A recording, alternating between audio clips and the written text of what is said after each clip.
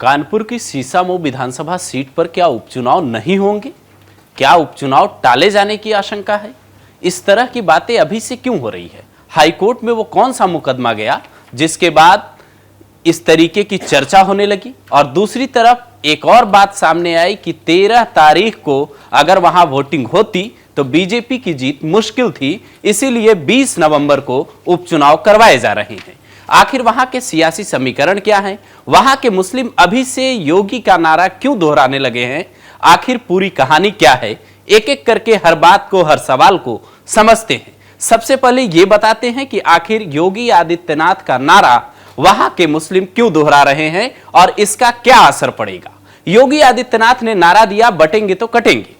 इस नारे को वहां का मुसलमान इस तरीके से दोहरा रहा है कई इंटरव्यूज में कि ऐसा लग रहा है कि वहां के मुस्लिम जो 1,10,000 के आसपास मुस्लिम वोटर हैं, वो एकजुट होने का संदेश योगी आदित्यनाथ से ले रहे हैं और फिर चुनाव में वो सपा को एक मुश्त वोट कर सकते हैं। इस तरीके की चर्चा चलने लगी है। मतलब योगी आदित्यनाथ के नारे का जो बीजेपी को फायदा होना था वो नुकसान हो सकता है सीसामऊ विधानसभा सीट पर। यह बातें वहां के लोगों के बयान के बाद कही जाने लगी, लेकिन यह बयान कैसे फायदा पहुंचाएगा और वहां किस तरीके के अभी सियासी माहौल हैं, इस बात पर चर्चा करते हैं, इस बात पर आते हैं। लेकिन उससे पहले समझिए कि ये जो नसीम सोलंकी हैं, इरफान सोलंकी की पत्नी, ये जिस शिव मंदिर में गई थी वहां अब अखिलेश यादव खुद जाने वाले हैं, वहां जाकर रोड शो करने वाले हैं और वहां से जो 3 प्रत्याशी उतारे गए हैं, इन 3 प्रत्याशियों से कैसे वहां का माहौल बदलने वाला है। सबसे पहले बीजेपी ने जिन प्रत्याशी को उतारा है उनका नाम है सुरेश अवस्थी। वो बिजनेसमैन हैं और बड़ी बात यह है कि 2017 के चुनाव में सुरेश अवस्थी ने इरफान सोलंकी को मात तो नहीं दी थी, लेकिन दोनों के बीच जीत और हार का फासला सिर्फ 5600 वोटों का था।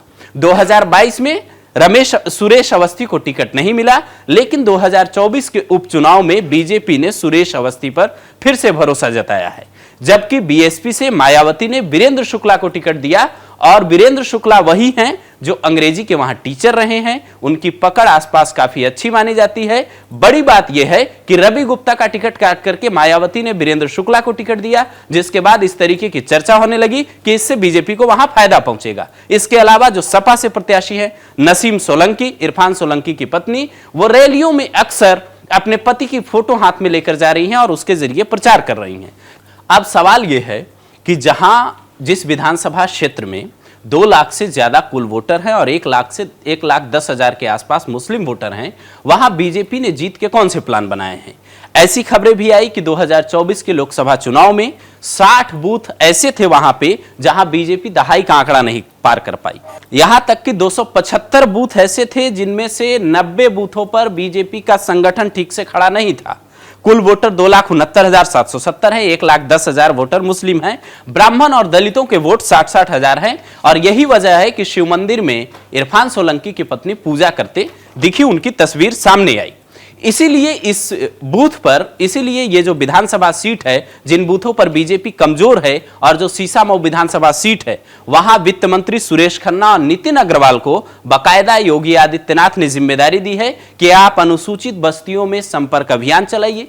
वहां के जो सांसद है रमेश अवस्थी, वो बाकायदा जनचौपाल लगा रहे हैं, लोगों से बातचीत कर रहे हैं। लेकिन दूसरी तरफ प्रशासन स्तर पे एक ऐसी कार्रवाई हो रही है जिसने वहां के लोगों में एक तरीके से सपा के मुताबिक, कहिए सपा नेताओं के मुताबिक, तो दहशत का माहौल पैदा कर दिया है। वहां कानपुर विकास प्राधिकरण ने सीसामऊ के 24 जो वहां के भवन हैं उनको सील कर दिया है। और जब अधिकारियों से पूछा गया कि आप चुनावी माहौल में ऐसी कार्रवाई क्या डर का माहौल पैदा करने के लिए कर रहे हैं, तो उनका कहना था ये नक्शे अवैध हैं, इनके पास नक्शा भी पास नहीं है, ये बेसमेंट में काम कर रहे थे, बेसमेंट में निर्माण कर रहे थे, जबकि इसकी अनुमति नहीं थी। बुधवार को एक्शन होने के बाद ये तमाम तरीके की बातें वहां चलने लगी। अब सवाल ये उठता है कि सीसामऊ विधानसभा सीट पर आखिर वो 13 तारीख का जो नंबर है वो 13 तारीख कैसे इरफान सोलंकी परिवार के लिए सही साबित होने वाला था, लेकिन अब जो है 20 नवंबर को वोटिंग होगी तो बीजेपी कैसे जीत के सपने देख रही है।